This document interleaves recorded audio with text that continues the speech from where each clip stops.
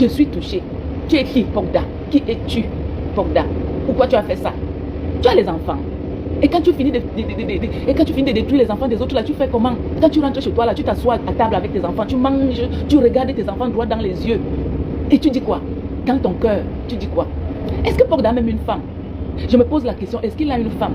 Quand il amène les femmes chez lui, là, c'est quel chez lui? Ou bien il a beaucoup de maisons? Il a beaucoup de maisons, parce que les gens comme ça, ils doivent avoir beaucoup de maisons. Peut-être il a loué un appartement, là où il amène les femmes pour aller les gâter comme il gâte les femmes comme ça. Pogda. Pogda. Et mon pays attend quoi? Le gouvernement du pays l'attend quoi? Vous attendez quel genre de preuves? Vous attendez quel genre de preuves pour prendre les gens comme ça et mettre en prison à vie? Parce qu'il ne doit même pas, ce n'est pas le genre qu'on va dire que prison de 5 ans, 10 ans là, non, prison à vie. Parce que tu as gaspillé les familles des gens. Parce qu'il y a d'autres enfants ici là, qui sont, qu'est-ce que je peux dire? Il y a des enfants qui sont uniques. Que leur père et leur mère les a accouchés seulement un seul, ça dit les parents ont accouché un seul enfant et ils comptaient sur cet enfant là. Vous allez dire que ces enfants là cherchaient quoi dehors? Est-ce que Pogda aller dans les maisons des gens pour prendre les enfants? Non, il y a les enfants ici ils sont orphelins de père et de mère. Ils sont orphelins et ils ont des frères, ils ont des soeurs, des petits frères, petites soeurs qui doivent s'occuper et c'est lui l'aîné ou c'est elle l'aîné. Alors elle est obligée de se chercher. Il y a d'autres personnes qui se cherchent autrement.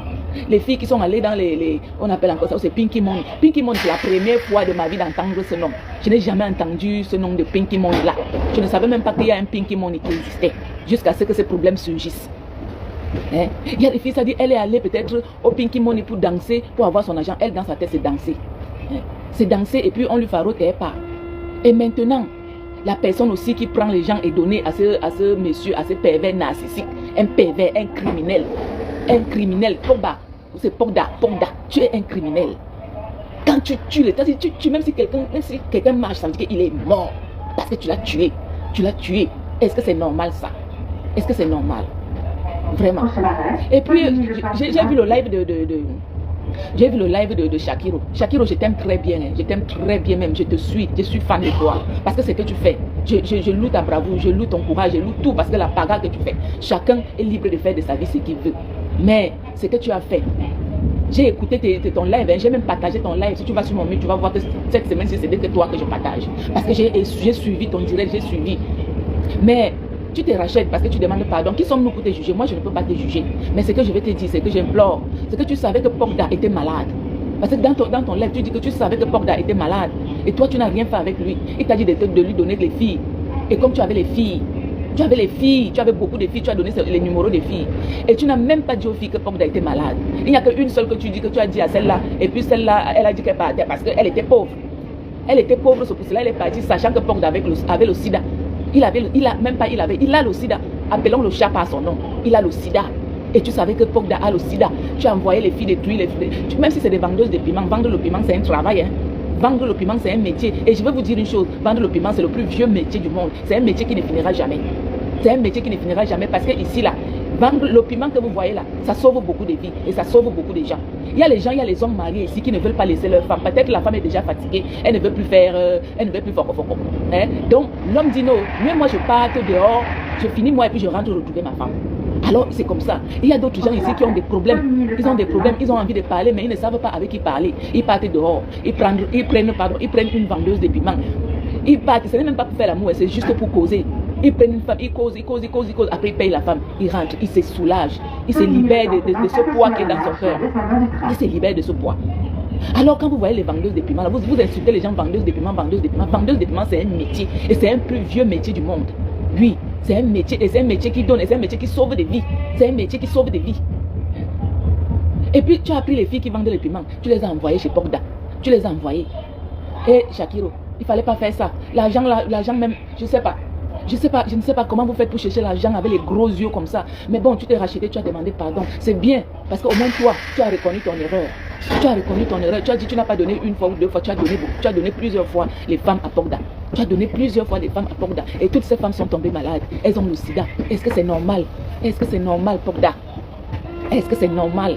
Je suis dépassée. Quand vous détruisez la vie des gens comme ça, est-ce que c'est normal? Et puis quand les femmes qui vendent le piment, vous partez maintenant, Pogda couche avec vous, vous prenez maintenant. Et parce que chez nous, les hommes n'aiment pas les préservatifs. Parce qu'un homme, il te dit non, moi j'aime direct. Moi je n'aime pas le préservatif. C'est ça qui nous tue. Et c'est ça qui nous donne des maladies. Parce que quand un homme vient, Il est marié, il part dehors, il part prendre une fille dehors, et tchouk sans préservatif. Il prend le sida, il ramène à la maison, non, il donne à sa femme. Et sa femme aussi est là, la pauvre. Elle est là à la maison tranquille, elle s'occupe des enfants et tout, de machin, du ménage. L'homme ramène le sida, lui donne comme ça là. Parce que l'homme est allé dehors. Il est allé dehors sans préservatif. Il prend la maladie comme ça, il vient donner à la femme. La femme, c'est l'être très fragile. Hein. La femme ne sort pas trop comme l'homme. Hein. C'est l'homme qui sort dehors et c'est l'homme qui donne la maladie aux femmes. Ça, c'est vrai. C'est l'homme qui donne la maladie aux femmes. Si tu vois une femme malade, c'est que c'est l'homme qui lui a filé la maladie. Parce que l'homme n'aime pas le préservatif. La femme va aller dehors, elle va dire, hey, moi je suis mariée et tout. Parce que je ne peux pas aussi dire qu'il y a les femmes saintes. Hein. Il n'y a pas les femmes saintes. Hein? Nous aussi, là, nous ne sommes pas saintes. On peut aller dehors pour tricher, mais il faut vous préserver. Préservez-vous. Il y a les préservatifs.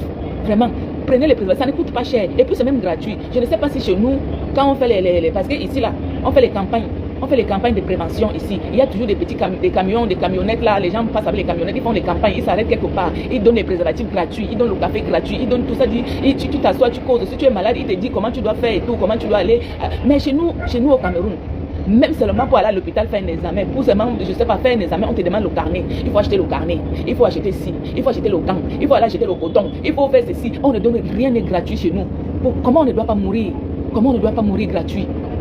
Comment voulez-vous qu'on ne meure pas gratuit? Parce que rien n'est gratuit chez nous. Même quand on nous donne tout gratuit, il y a les gens qui partent faire les dons dans les hôpitaux. Quand on fait les dons dans l'hôpital, ce n'est pas pour vendre. C'est pour que vous aussi vous donnez. Pour que quand quelqu'un vient qu'il n'a rien, il est malade, vous soignez la personne parce qu'on vous donne les dons, c'est pour ça. Mais quand on vous donne les dons, vous prenez ces dons, vous mettez dans vos poches, vous mettez chez vous, vous vendez. Vous vendez ça et les gens meurent gratuits. Vraiment, faites des préventions au pays. Faites des préventions et donnez les préservatifs gratuits aux gens, aux femmes qui vendent le piment. Même ceux qui ne vendent pas le piment, quand quelqu'un vient à l'hôpital, donnez les préservatifs gratuits. Faites les préventions, faites les campagnes de prévention là. C'est très important pour nos jeunes d'aujourd'hui. C'est très très important pour nos jeunes d'aujourd'hui. Parce qu'il y a trop de maladies dehors. Il n'y a pas que le sida, hein. Il y a le chlamydia, il y a les syphilis, il y a la maladie qu'on appelle, je ne sais pas, la chaude pisse. Vous savez, la maladie là que parfois quand tu fais l'amour, les gens qui ont trop de poils là, quand tu fais l'amour là, et puis le petit poil entre dans le trou de l'homme. Quand le petit poil là entre dans le trou de l'homme, même si la femme n'est pas malade, hein, le petit poil là entre dans le trou de l'homme. Et quand l'homme part, 2 jours plus tard, parfois même un jour, quand parfois c'est souvent efficace, hein, parfois c'est souvent direct. Pape, le soir là, pape, quand tu veux faire pipi, quand l'homme veut faire pipi là, ça commence à chauffer, dit, hey, pourquoi ça chauffe comme ça là? Et est-ce que c'est la femme chez qui je suis allée là qui m'a... Non, parfois c'est le poil qui est entré. Et quand le poil entre, ça te provoque ça et ça te donne le cul. Le cul commence à sortir, c'est ça qu'on appelle la chaude pisse. Et c'est 99% des hommes ont ça, cette chaude pisse. 99% des hommes. Ça, c'est la maladie des hommes plus que les femmes. Donc, faites attention. Préservez-vous quand vous partez, quand vous sortez dehors. Préservez-vous. On ne dit pas que vous ne sortez pas, mais préservez-vous. Alors, Pogda, ce que tu as fait, tu sais que tu es malade, tu as le sida. Tu te dis non, je ne veux pas mourir seul. Je veux mourir avec les gens. Tu prends maintenant les gens, tu les appelles, tu leur dis, tu pars dans des bars, tu donnes à boire. Parfois même, tu arraches. Parfois, tu trouves quelqu'un en route. Tu trouves une femme ou un homme. Parce que toi, tu passes partout. Tu passes chez l'homme, tu passes chez la femme. Toi, tu t'en fous. Tu es déjà mort. Tu marches, mais tu es déjà mort. Parce qu'avec tout ce que tu as comme maladie, comme tu maintenant sans préservatif, ça veut dire que toute maladie tu as. Alors tu donnes à tout le monde, tu dis on m'a donné, je donne aussi. C'est pas ça. Essaye un peu de tempérer, s'il vous plaît. Arrêtez ce monsieur, arrêtez-le et mettez-le en prison. Mettez-le en prison. Parce qu'il y a des innocents en prison qui n'ont rien fait mais qui sont en prison. Et il y a des criminels dehors comme Pogda. C'est un criminel. Arrêtez-le et mettez-le. N'attendez pas parce que vous allez attendre combien de gens qui vont se plaindre. Vous allez attendre que les gens se plaignent. Vous allez dire que oui, c'est maintenant que vous venez vous plaindre avant que... Parce que c'est maintenant, oui, celle qui est passée dans le live de monsieur là, ça dit, je sais pas quoi dire. Je sais pas, ça dit, quand je pense à ça, ça me... Oh là là, je suis dépassée, franchement. La fille qui est passée, qui a parlé chez Zumentola, la fille qui a parlé chez Zumentola, elle a dit, elle au moins, elle a dit non, je préfère parler, même si je meurs après, même si on me tue, je préfère parler pour sauver des vies. Elle au moins, elle a sauvé, parce que là maintenant qu'on parle de Pogda, personne n'approchera plus jamais de Pogda, parce qu'il ne va plus gâter les enfants des gens. Au moins celle-là, elle a sauvé. Ceux qui n'ont pas parlé, ils avaient peur. C'est parce que Pogda, c'est quand même quelqu'un d'influent au Cameroun. C'est quelqu'un d'influent au Cameroun, c'est quelqu'un qui dit, si dit à la police arrêtez la personne là, moi, nous on est qui? Tu vas aller au Cameroun, moi elle parle comme ça, si j'arrive, Pogda dit arrêtez celle-là, on va m'arrêter, on va me mettre en prison. Je suis qui? Donc parce qu'il a l'argent, il a les moyens, il doit tuer les gens. Non, stop à ça, stop aux violences, stop aux violences faites aux personnes, stop aux violences. Parce que la violence ce n'est pas bien. Tu tortures, tu es barbare, tu attrapes, tu couches, tu donnes la maladie, tu tapes les gens et tout. Non, franchement. Et vraiment, Shakiro, merci pour ce que tu as fait. Tu as ouvert ton cœur, tu as parlé, les gens vont te juger. Les gens vont te juger. Moi, je sais que tu es une femme. Pourquoi je sais que tu es une femme? Parce que tu as parlé. Tu as dit quoi? Tu as dit, j'ai vu ton lèvre, tu as dit, Moi, je suis une femme, j'avais une soeur. Mes parents ont accouché une soeur. Avant que toi tu ne naisses, tes parents ont accouché une soeur. Alors la soeur là faisait des choses, de mauvaises choses. C'est-à-dire, il y a des enfants difficiles que vous accouchez un enfant, il vient avec un esprit, un genre quoi. Donc ta soeur avait un esprit, un genre. Parfois elle était statique, elle ne bougeait pas, parfois elle ne mangeait pas, parfois elle faisait ceci. Et tes parents étaient inquiets, tes parents sont allés voir un marabout et le marabout les a conseillés d'aller où c'est à la rivière ou quoi que ce soit, comme tu disais. Et ils sont allés, on a dit, bon, dites à l'enfant ce que vous voulez dire. Ils ont dit à l'enfant, si tu es venu pour nous faire du mal, rentre comme tu es venu. Et avant de partir, ils ont fait la blessure, ils ont fait une cicatrice, une blessure à ta soeur là. Et quelques jours plus tard, ta soeur est décédée. Et quand ta soeur est décédée, quelques mois plus tard, on a conçu, ça dit tes parents t'ont conçu, après ils t'ont accouché. Quand tu es né, tu étais la photocopie de ta soeur. Tu étais la photocopie de ta soeur. Ça veut dire que c'est ta soeur qui est rentrée. C'est toi qui étais avant une fille. Et maintenant que tu es morte, tu es revenu en garçon. Mais en revenant en garçon, tu es emprisonné dans le corps d'une femme. Tu es emprisonné dans le corps d'une femme. C'est pour cela que tu te sens femme. Parce que tu es emprisonné dans le corps d'une femme. Tu es né homme, mais emprisonné dans le corps d'une femme. C'est pour cela que tu te sens femme. Et moi, je te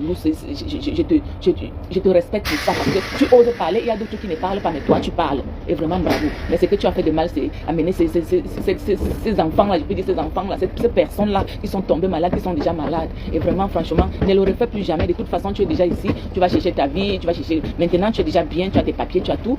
Mais ne fais plus ces choses-là. Et puis, comme tu as dit, tu ne fais plus ça. Et puis, voilà quoi. Donc, franchement, il y a des gens ici, qu'est-ce que je voulais dire? Je veux dire, il y a des gens qui naissent hommes et femmes. Il y a des gens aussi qui naissent hommes, qui ne s'opèrent pas. Ils sont nés avec le sexe d'homme et le sexe de femme. Donc il est mi-homme, mi-femme à la fois, sans faire de chirurgie. Il y a des gens comme ça. Il y a des gens qui ont les seins, qui sont nés avec des seins, qui sont nés et ils ont eu les seins et ils ont ils ont le truc de femme et ils ont le truc des hommes. Donc voilà, donc on ne doit pas juger quelqu'un, on ne juge pas quelqu'un.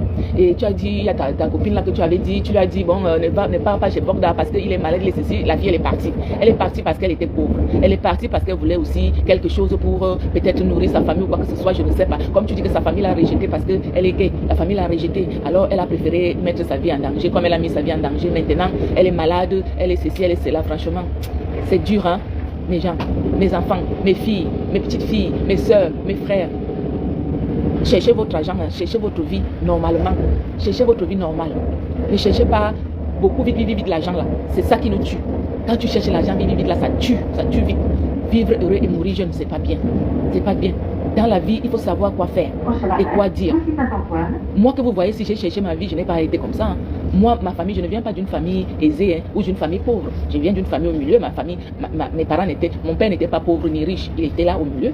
Mais quand mon père est décédé, ma maman ne pouvait pas s'occuper de nous. Hein. J'ai arrêté l'école pour danser. Je suis entrée à l'école de danse. Je grandissais comme ça en dansant. Je ne suis pas allée dans des mauvaises choses ou quoi que ce soit. J'ai commencé à vendre ma cigarette pour les gens qui me connaissent. J'ai commencé à me débrouiller comme ça, je vendais tout pour pouvoir aider ma mère à élever mes petits frères et sœurs. J'étais comme ça. Je n'ai pas commencé à me battre en France. Hein. Je me bats comme ça depuis le pays. Je me bats comme ça depuis le pays. J'ai commencé à me battre comme ça et tout. J'élevais mes frères et sœurs et tout et tout. Donc je dansais. Mais je ne suis pas entrée. Avant là, je ne sais pas, nous on n'avait pas cette vision là. On n'avait pas cette vision qu'on va faire ceci, on va faire cela, on va dans les sectes, on va ceci. Non, et même le voyage là. Avant, nous on n'avait pas ça dans la tête. Hein. C'est au fur et à mesure, comme j'ai commencé à danser là, au fur et à mesure qu'on voyageait et tout, que j'ai commencé à ouvrir les yeux. Mais avant, c'était, tu pouvais demander le visa, mais on te donnait le visa gratuit comme ça, hein, avant. Mais on n'avait pas ça dans la tête. Nous, les jeunes d'avant d'Aïdjo là, nous, les gens de 1900 là. Parce que les gens de 2000 là, c'est les gens de Paul Biya, c'est les gens de Paul Biya. Nous sommes les gens de 1900 là, nous sommes les gens d'Aïdjo.